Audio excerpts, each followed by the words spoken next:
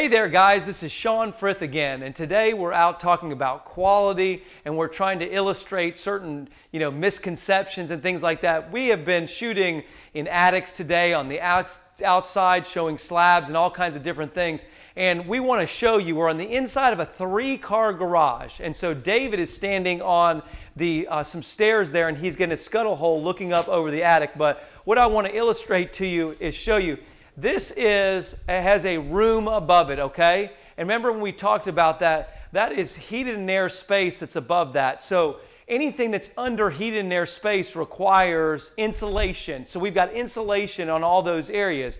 Now we've gone over to the house here. We've got unconditioned space that is not heated and aired, and you're over a 3-car garage. So you just basically have rafters, and you have OSB, and you have sheetrock that's going up there. And so I want David to put his camera inside of the scuttle hole there and show you, and I'm going to explain what you're looking at.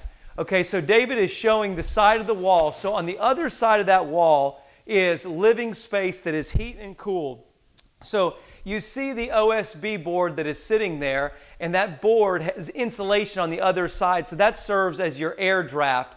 On the other side of that wall is actually living space that is heat and cooled. Now I want you to twist that camera around and show underneath this, the rafters there. Notice that there's no insulation up there because it's not a code and is not required. The only requirement is that have insulation that is against the wall, that is heated and cooled, and you have to have an air barrier, and that serves as an air draft and also serves as a way to staple or to put your insulation up. Now you'll notice that also, as we've shown you before, you have the solar board roofing up there, which is the radiant barrier, which is allowing you to have to save energy and save the temperature up to 30 degrees. And David, you can tell you're sitting up there, it's probably cooler than any attic you've ever been in because that stuff is just incredible. But it's important that we get out and we talk about these things because there is misconceptions from time to time about that. And again,